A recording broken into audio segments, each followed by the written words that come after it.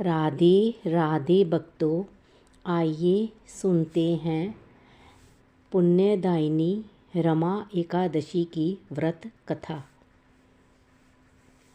धर्मराज युधिष्ठिर कहने लगे कि हे भगवान, कार्तिक कृष्ण एकादशी का क्या नाम है, इसकी विधि क्या है, इसके करने से क्या फल मिलता है, सो आप विस्तार पूर्वक बताइए। भगवान श्री कृष्ण बोले कि कार्तिक कृष्ण पक्ष की एकादशी का नाम रमा है। ये बड़े बड़े पापों का नाश करने वाली है। इसका महात्म्य मैं तुमसे कहता हूँ, ध्यान पूर्वक सुनो। हे राजन, प्राचीन काल में मुचुकुंद नाम का एक राजा था। उसकी इंद्र के साथ मित्रता थी और साथ ही यम, कुबेर, वरुण और विभीषण भी उसके मित्र थे। ये राजा बड़ा धर्मात्मा, विष्णु भक्त और न्याय के साथ राज करता था। उस राजा की एक कन्या थी जिसका नाम चंद्रभागा था। उस कन्या का विवाह चंद्रसेन के पुत्र शोभन के साथ हुआ था। एक समय वह शोभन ससुराल आया। उन्हीं दिनों जल्दी ही पुण्यदायिनी एकादशी भी आने वाली थी। जब व्रत का दिन समीप आ गया तो चंद्रभागा के मन में अत्यंत सोच उत्पन्न हुआ कि मेरे पति अत्यंत दुर्बल है और मेरे पिता की आज्ञा अति कठोर है। दशमी को राजा ने ढोल बजवा कर सारे राज्यों में ये घोषणा करवा दी कि एकादशी को भोजन नहीं करना चाहिए। ढोल की घोषणा सुनते ही शोभन को अत्यंत चिंता हुई और अपनी पत्नी से कहा कि हे प्रिय, अब क्या करना चाहिए? मैं किसी प्रकार भी भूख सहन नहीं कर सकूँगा। ऐसा उपाय बतलाओ कि जिससे मेरे प्राण बच सके, अन्यथा मेरे प्राण अवश्य चले जाएंगे। चंद्रभागा कहने लगी कि हे स्वामी, मेरे पिता के राज में एकादशी के दिन कोई भी भोजन नहीं करता। हाथी, घोड़ा, ऊंट, बिल्ली, गौ आदि भी तृण, अन्न, जल आदि ग्रहण नहीं कर सकते। फिर मनुष्य को तो कहना ही क्या। यदि आप भोजन करना चाहते हैं तो किसी दूसरे स्थान पर चले जाइए, क्योंकि यदि आप यही रहना चाहते हैं तो आपको अवश्य व्रत करना पड़ेगा। ऐसा सुनकर शोभन कहने लगा कि हे प्रिय, मैं अवश्य व्रत करूँगा। जो भाग्य में होगा वह देखा जाएगा। इस प्रकार से विचार कर शोभन ने व्रत रख लिया और वह भूख व प्यास से अत्यंत पीड़ित होने लगा। जब सूर्य नारायण अस्त हो गए और रात्रि को जागरण का समय आया, जो वैष्णवों को अत्यंत हर्ष देने वाला था, परंतु शोभन के लिए अत्यंत दुखदायी हुआ। प्रातःकाल होते शोभन के प्राण निकल गए। तब राजा ने सुगंधित काष्ठ में उसका दाह संस्कार करवाया, परंतु चंद्रभागा ने अपने पिता की आज्ञा से अपने शरीर को दग्ध नहीं किया और शोभन की अंत्येष्टि क्रिया के बाद अपने पिता के घर में ही रहने लगी। रमा एकादशी के प्रभाव से शोभन को मंदराचल पर्वत पर धन धान्य से युक्त तथा शत्रुओं से रहित एक सुंदर देवपुर प्राप्त हुआ।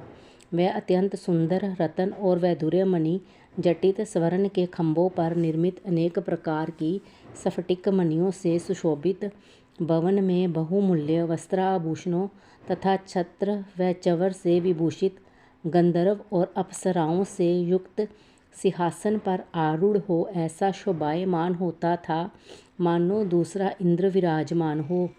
एक समय मुचुकुंद नगर में रहने वाले एक सोम शर्मा नामक ब्राह्मण तीर्थ यात्रा करता हुआ घूमता घूमता उधर जा निकला और उसने शोभन को पहचान कर कि ये तो राजा का जमाई शोभन है, उसके निकट गया। शोभन भी उसे पहचान कर अपने आसन से उठकर उसके पास आया और प्रणाम आदि करके कुशल प्रश्न किया। ब्राह्मण ने कहा कि राजा मुचुकुंद और आपकी पत्नी कुशल से है। नगर में भी सब प्रकार से कुशल है, परंतु हे राजन, हमें आश्चर्य हो रहा है। आप अपना वृत्तांत कहिए कि ऐसा सुंदर नगर जो न कभी देखा न सुना आपको कैसे प्राप्त हुआ। तब शोभन बोला कि कार्तिक कृष्ण की रमा एकादशी का व्रत करने से मुझे ये नगर प्राप्त हुआ, परंतु ये अस्थिर है। ये स्थिर हो जाए ऐसा उपाय कीजिए। ब्राह्मण कहने लगा कि हे राजन, ये स्थिर क्यों नहीं है और कैसे स्थिर हो सकता है, आप बताइए, फिर मैं अवश्य में वह उपाय करूँगा। मेरी इस बात को आप मिथ्या न समझिए।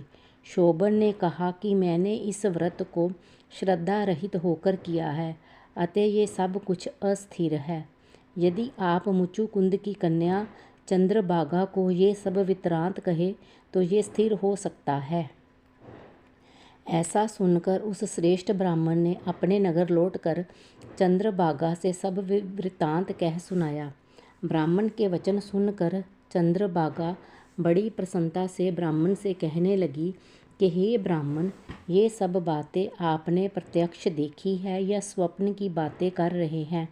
ब्राह्मण कहने लगा कि हे पुत्री, मैंने महावन में तुम्हारे पति को प्रत्यक्ष देखा है, साथ ही किसी से विजय ना हो ऐसा देवताओं के नगर के समान उनका नगर भी देखा है। उन्होंने ये भी कहा है कि ये स्थिर नहीं है।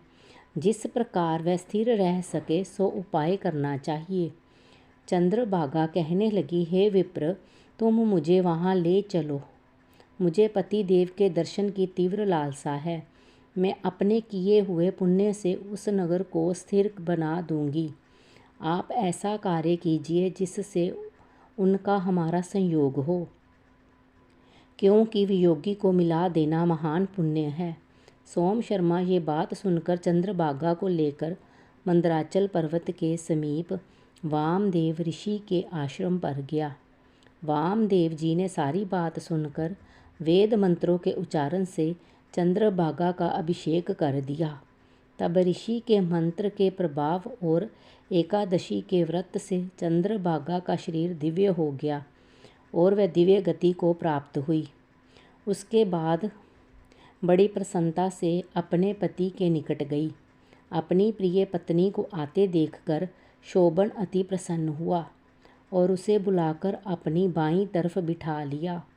चंद्रभागा कहने लगी कि हे प्राणनाथ, आप मेरे पुण्य को ग्रहण कीजिए। अपने पिता के घर जब मैं 8 वर्ष की थी तब से विधि पूर्वक एकादशी के व्रत को श्रद्धा पूर्वक करती आ रही हूँ। इस पुण्य के प्रताप से आपका ये नगर स्थिर हो जाएगा तथा समस्त कर्मों से युक्त होकर प्रलय के अंत तक रहेगा। इस प्रकार चंद्रभागा ने दिव्य आभूषणों और वस्त्रों से सुसज्जित होकर अपने पति के साथ आनंद पूर्वक रहने लगी। हे राजन, ये मैंने रमा एकादशी का महात्म कहा है। जो मनुष्य इस व्रत को करते हैं उनके ब्रह्म हत्या आदि समस्त पाप नष्ट हो जाते हैं। कृष्ण पक्ष और शुक्ल पक्ष दोनों की एकादशियाँ समान है। इनमें कोई भेदभाव नहीं है, दोनों समान फल देती हैं। जो मनुष्य इस महात्म को पढ़ते अथवा सुनते हैं वह समस्त पापों से छूटकर विष्णु लोक को प्राप्त होते हैं। कथा समाप्त हुई। राधे राधे। कृपया मेरे चैनल को लाइक, शेयर, कमेंट और सब्सक्राइब करें।